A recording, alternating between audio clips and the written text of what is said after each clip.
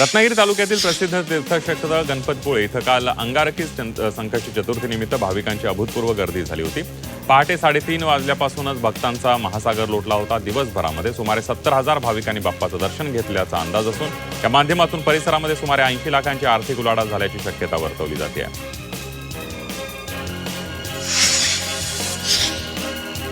वाशिम शहरामध्ये महात्मा फुलेंच्या जीवनावर चित्ररथाचं आयोजन करण्यात आलं होतं। महात्मा फुले यांच्या द्विशताब्दी जयंती महोत्सवाच्या निमित्तानं अखिल भारतीय महात्मा फुले समता परिषदेनं महात्मा फुले यांच्या जीवनावर आधारित चित्ररथ बनवला। हा चित्ररथ महाराष्ट्रभर फिरवण्यात येत आहे। छत्रपती संभाजीनगरच्या नव्या पाणीपुरवठा योजनेला पुन्हा मोठा धक्का बसला। जायकवाडी धरणातल्या जॅकवेलच्या गेटला गळती लागल्यानं पाणीपुरवठा आता जूनपर्यंत लांबण्याची शक्यता आहे। यासोबतच अप्रोच ब्रिजवरच्या चेअर बेड्सनाही तडे गेलेत। या त्रुटींबाबत न्यायालयीन समितीनं 2.5 महिन्यांपूर्वी तातडीनं दुरुस्तीचे आदेश दिले होते। मात्र महाराष्ट्र जीवन प्राधिकरण आणि GVPR या कंत्राटदार कंपनीनं अद्याप काम पूर्ण केलेलं नाहीये। महावितरणने डिजिटल युगामध्ये एक महत्त्वाचं पाऊल टाकत वीज ग्राहकांसाठी व्हॉट्सअप सेवा सुरू केली आहे। या माध्यमातून वीज बिल पाहणं, त्याचबरोबर भरणं, तक्रार नोंदवणं तसंच नवीन जोडणीच्या अर्जाचा मागोवा घेणं या सर्व सुविधा आता ग्राहकांना घर बसल्या मोबाईलद्वारे उपलब्ध होणार आहे। त्यामुळे कार्यालयाच्या खेटा घालण्यापासून ग्राहकांची सुटका होणार आहे। बीड जिल्ह्यातील शिरूर कासार इथल्या रहिवासी आमिर सय्यद यांनी भारतीय सैन्य दलामध्ये तब्बल 24 वर्ष सेवा बजावून निवृत्ती घेतली। त्यांच्या उल्लेखनीय सेवेला मानाचा मुजरा देण्यासाठी ग्रामस्थांनी एक अनोखा आणि भव्य सोहळा आयोजित केला होता।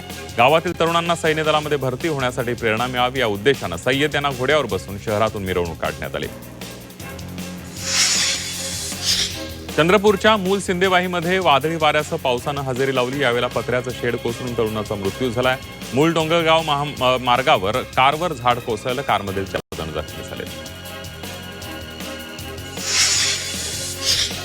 वाशिमच्या मंगरुळपीर तालुक्यामध्ये ज्वारी खरेदी नोंदणी माफेडमार्फत सुरू झाली आहे। ज्वारी खरेदी नोंदणी सुरू होता शेतकऱ्यांनी मोठी गर्दी केली। मात्र नोंदणी प्रक्रिया संथगतीने सुरू असल्यानं शेतकऱ्यांना रांगेत उभं राहावं लागलं आणि त्यामुळे प्रक्रिया जलद करण्यासाठी अतिरिक्त कर्मचारी आणि सुविधा उपलब्ध करून देण्याची मागणी शेतकऱ्यांनी केली आहे।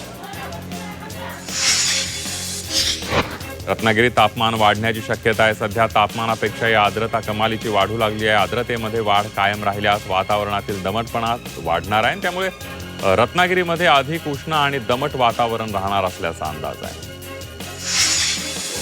ठाण्यात औषधाच्या नावाखाली दारूची तस्करी केल्याप्रकरणी कारवाई करण्यात आली। या कारवाईमध्ये 1,66 लाखांचा मुद्देमाल जप्त करण्यात आलाय।